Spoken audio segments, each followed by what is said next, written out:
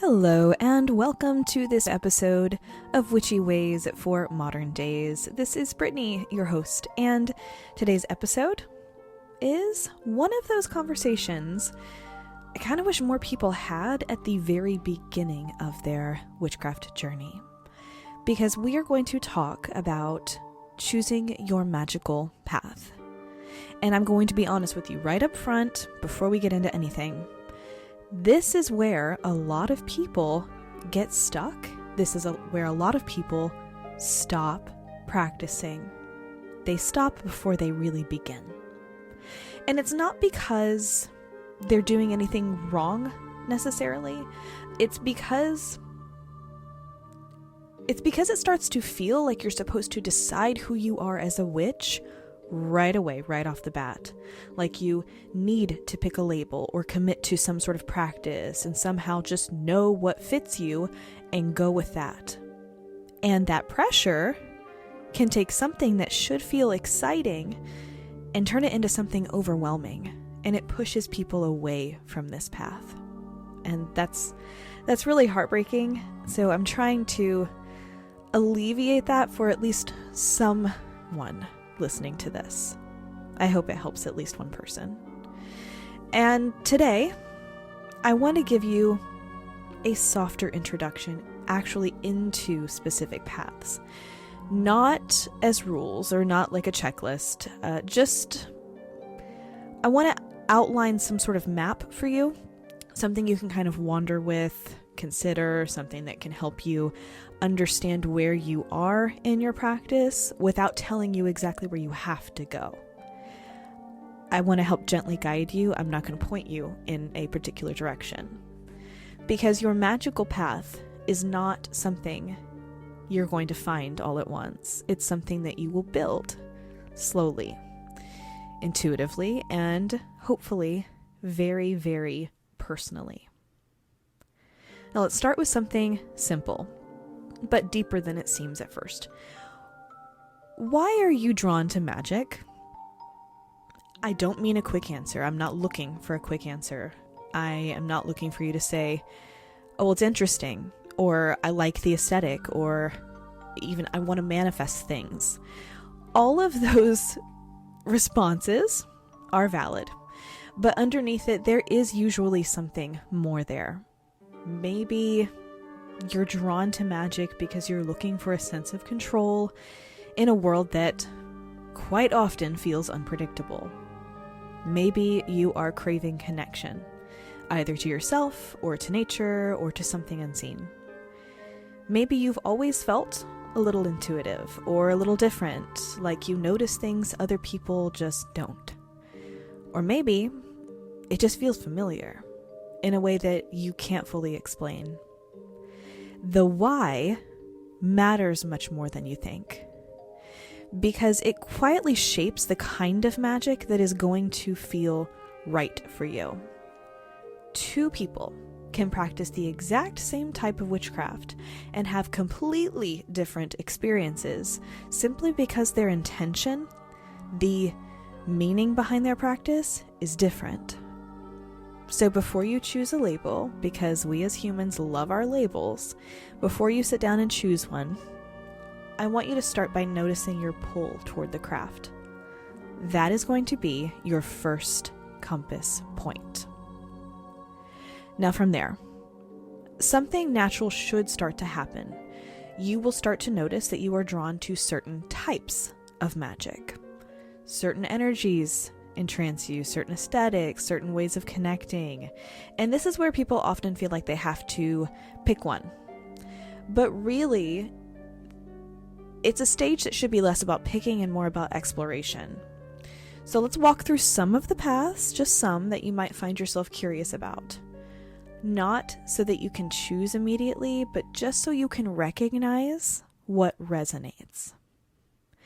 If you feel, for example, very deeply connected to nature, like you feel calmer around plants, you love being outside, you notice seasons shifting, you could be drawn to what we call green witchcraft.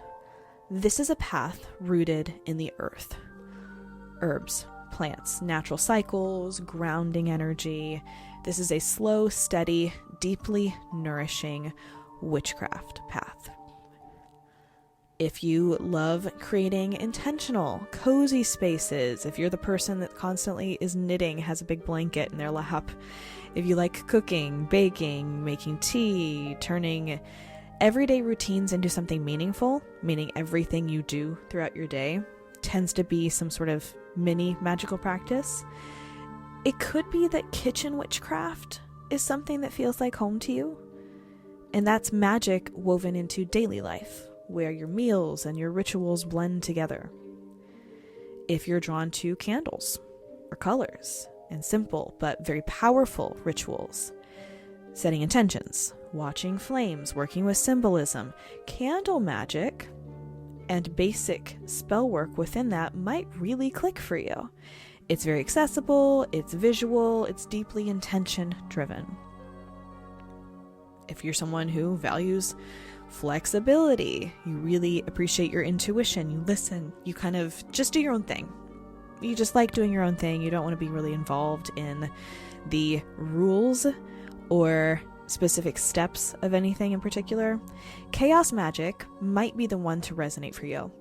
And that is less about rules and more about results and belief. And chaos magic will allow you to pull from anywhere and make it your own.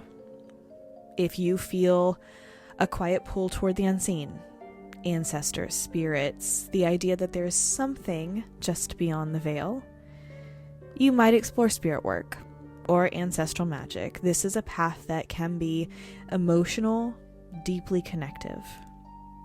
Let's say you love structure or systems, understanding how things connect to one another. You could be drawn to astrology, numerology, or even more ceremonial forms of magic.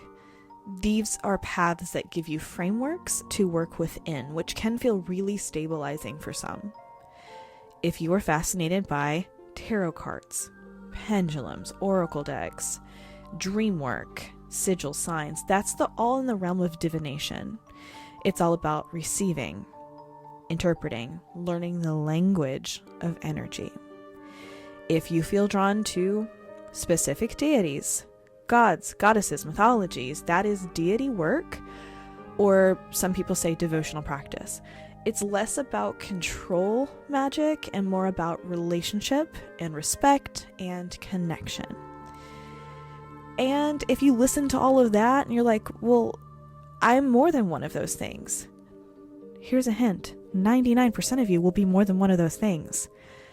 I don't think I've ever met a witch that is only truly one label. That's very, very rare. If you're somebody like that, feel free to comment. I would be fascinated to hear from you. But most of you are going to be more than one, right? There's the path, the label that a lot of people just end up on, whether we plan to or not. Being an eclectic witch, which basically means you take what resonates for you and you leave what doesn't, and then you build a practice that is entirely your own. That is valid. That is 100% normal to happen in this community. Most of us are going to be eclectic witches, and I welcome you into our fold. And there's a part in this conversation that I really want you to hold on to, if nothing has really clicked for you so far. You don't even have to choose one. You don't have to choose any label. Your path is not a box. It is a magical landscape, if anything. All right, let's take a quick pause, because if you are listening to this podcast, chances are your magic deserves tools that actually meet you where you are. If you aren't already aware, I am part owner of Winslow Naturals, a small, family-owned metaphysical shop creating handcrafted ritual oils, candles, sprays, soaks, and spiritual tools, each one made with intention, experience, and deep respect for the craft. These aren't mass-produced products. Every one of our blends is thoughtfully formulated for real-life magic, whether you're working with deities, doing shadow work, calling in abundance, or just protecting your peace in this chaotic world. I also offer personal tarot readings, aura readings, spirit guide confirmations, distance Reiki, and chakra healing sessions for those of you looking for deeper insight, energetic support, and one-on-one spiritual care. If you're ready to elevate your practice with tools, readings, and healing work from people who truly understand the craft, visit Winslow Naturals at winslownaturals.com or find us on TikTok, where we go live every Tuesday, Wednesday, and Thursday. And if it's your first time ordering, you can use code Witchy Ways to get 10% off your first website order. Because your magic deserves to be supported intentionally, ethically, and powerfully. You might start off really into tarot, and then you realize at one point that you just love working with herbs and kind of transition that way. You might begin with a lot of manifestation work and then later feel more pulled toward ancestral practice. You might go through phases where one practice feels stronger than the other, and then 2 years later something else feels stronger, bounce back, bounce forth. There's no rhyme or reason. It's not inconsistency in practice either. It's just growth. Now I want to talk about something that can either support your path or completely block it, but it is very important to bring up. Comparison. Because we live in a time where magic's everywhere online. This is 2026. Magic is everywhere. We see beautiful altars on our screens. We see perfect rituals. We see aesthetically pleasing spell jars. People who seem like they just have it all figured out. They have perfected magic in some way. And it's so easy to look at that and think, well, I'm not doing enough, or my practice doesn't look like that. That's beautiful. That is very ornate. That person looks so experienced. And I'm in my apartment and I have one little tiny table with 2 ingredients. I'm nothing compared to that. Please listen and hear me when I say this. Your magic was never meant to look like anybody else's. Some witches are very ritual based. They love structure, timing, very detailed practices. Some witches are more intuitive. They're going to follow feelings more than they'll follow any sort of form with spells. Some are quite quiet, internal. Their magic is quite subtle. Sometimes their practices are nearly invisible to anybody else. Some practices are very expressive. They're visual. Some people have, $1,000 worth of ingredients, and some people have $20. None of these are more real than the others. None. Your path is not something to perform, and a lot of that is performative if you see it online. A lot of witchcraft you see online is 100% performative. It's not real life, okay? Don't judge your practice when you're seeing the reality of it just because you're watching someone's highlight reel that they've perfected and done beautiful lighting on. No, your path is not something that's performative. It's something that you live. And I guarantee you your magic works just as well, if not better, than that. So instead of asking yourself, what kind of witch should I be? Try asking instead, well, how do I naturally connect to magic? Do I connect through emotion, through my creativity, through certain routines, through nature, through symbols? Because your strongest magic will always come through your most natural channel. We all have natural gifts, and there are channels that are stronger for each of us. If you love journaling, that can be a form of magic. You can do journaling magic, writing magic. If you love lighting candles, sitting in silence, that's a form of magic. If you feel connected to anything and everything when you're outside, that is magic. It doesn't have to be complicated to be powerful. And this is where experience comes in. Because you just can't. You can't think your way into your magical path. You are going to have to experience your way into it. I'm sorry to say. So I want you to try things. Light a candle. I want you to pull cards. I want you to make ritual teas. I want you to set intentions. See how each of those things feels. Some things will click immediately. Some things just won't. Some things you'll try once and then you're never going to do it again. And that's not failure. It's just refining your practice, seeing what works for you. Part of your path is going to be in discovering what isn't for you. And over time, your practice will start to feel more familiar, more comfortable. You will notice what you come back to, what feels natural, what actually makes you feel connected or grounded or powerful. And that's really a turning point to when your path starts becoming something very real. Not something you've copied, not something you've forced in any way, but something that just fits you, that suits you. And one day you're going to look back and you realize you didn't choose your path in just one big moment. You chose your magical path in 100 small ones. Every time you followed your magical curiosity, every time you trusted your intuition, every time you let yourself explore instead of forcing creativity. And that's how paths are made. So if you feel unsure right now, or like you don't have it all figured out yet, you don't know what your practice looks like. Even if you've been practicing for 5 years and you still don't know, you're not behind.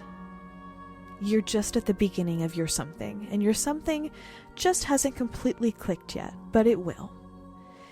You're at the beginning, and beginnings are allowed to be a little messy. So here's something that you can do after this episode, if you want to.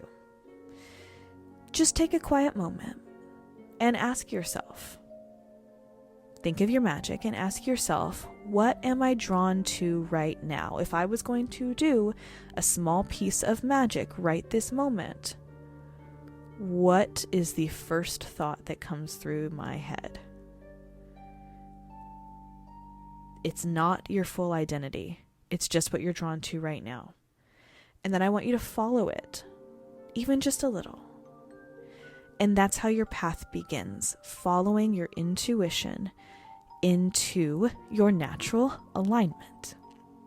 And it will just keep unfolding from there. Thank you for being here with me, for spending time with me, for being open and curious and willing to listen to me babble. I appreciate you guys so very much.